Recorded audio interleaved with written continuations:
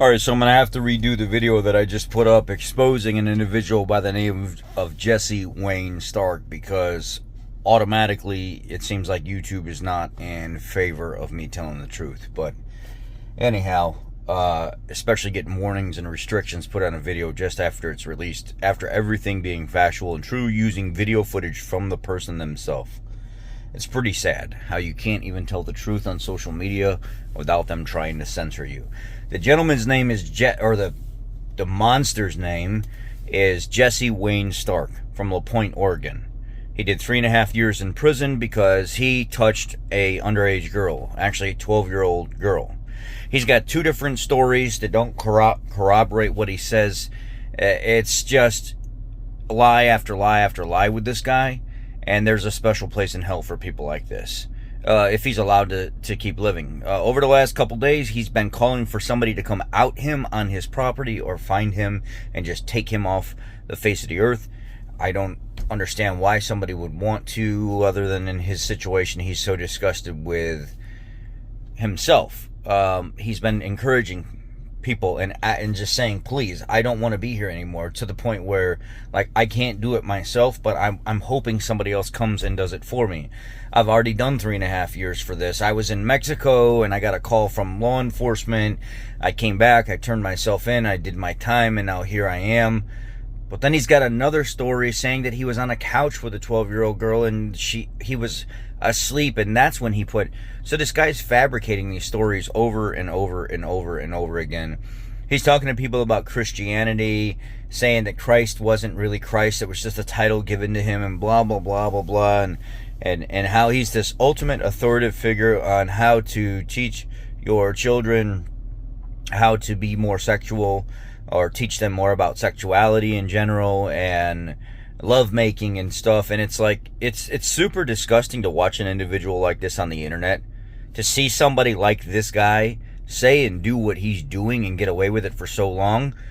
Recently there was a gentleman by the name of, I think it's Austin Foreman on TikTok. He's a country music, kind of singer, and he has been exposing this over the last couple days pretty heavily, wanting to get this guy's account taken down. He's got like 600 and some thousand followers. Maybe he's got more now since the recent increase in viewership with exposing these pedophiles. And the guy lives out in the woods in an old 70s model Ford that he's built a little wood camper house in the back of it, and then he's got a little trailer attached to his truck that's got a little small garage built on top of it, keep all his tools and stuff like that. And I don't know what happened to the guy.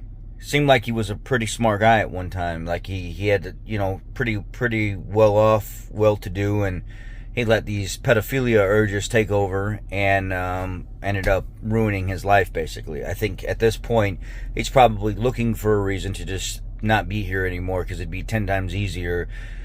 He keeps digging himself a deeper and deeper and deeper hole. Yesterday, he put out a video talking about how if you dropped a 12-year-old girl off and a man, or if they were stranded on an island and nobody was there to save them or feed them or help them or anything like that, that whether it be a day or weeks or months or years, that man would sleep with that 12-year-old girl. Only thing that I'm thinking about, if I'm stranded somewhere and I've got to have food, shelter, safety, is I'm thinking about protecting that girl.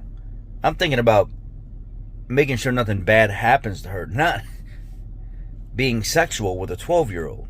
But this guy's justification is, it's gonna happen. Men are like that. It's gonna happen. No, sicko, pedo, monster. That is not what most men would do. That is not what most men would think of. That's not anything close to what most men, not monsters like yourself, would do. Here's some of the videos from this guy. She reached over and she grabbed my hand. And she put my hand on her vagina. And,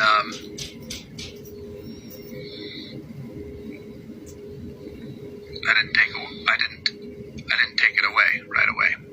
I honestly had no fucking clue that it was even possible for a 12-year-old girl to develop an attraction to a full-grown adult man. Asked me at the time, I would have told you no. The only way that that would happen is if some pervert was chasing the girl. The girl would never pursue an adult man. I now know differently. I did not know what the fuck was going on until I was in the fucking middle of it. That girl snuck into the shower when I was fucking naked. I didn't know that she was attracted to me until my hand was on her vagina. The reason my hand was on her vagina is because she put it on her vagina. I did not pursue that girl. That girl pursued me. When I sat there on the kitchen table and fucking told her, there is no fucking way this is gonna happen, sister. No fucking way. You gotta get over this shit. I sat there and fucking told her no way, and she sat there and bawled her fucking eyes out. She told me, my boyfriend is breaking up with me. And I said, no, I am not your fucking boyfriend. Yes, I am a registered sex offender. I spent 3.5 years in prison for, assaulting a 12-year-old girl. It is my goal, my aspiration, to teach your offspring, your young, how to make love. Yes, I'm talking 10, 11, 12 years old. I want to teach your children how to make love. Maybe you guys know some more information about him that the rest of us don't know. If you do, share it in the comment section down below. Thank you. Have a blessed day. Oh, and if you don't know, the reason I'm so passionate about this is because when I was younger, I'm making myself vulnerable to you guys. I had a grown man try to do something like this to me multiple times, but never was able to get through to do these things.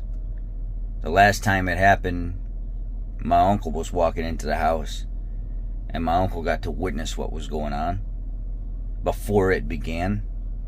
And he beat the living hell out of the person that was doing that. Beat him so bad that there was blood on the floor and walls of every single room before the cops came and had to drag him out of the home. But this had been attempted multiple times. And I have no tolerance for people, especially sickos like this. So I feel it's my mission to speak out about it, because there are other people going through the same thing right now.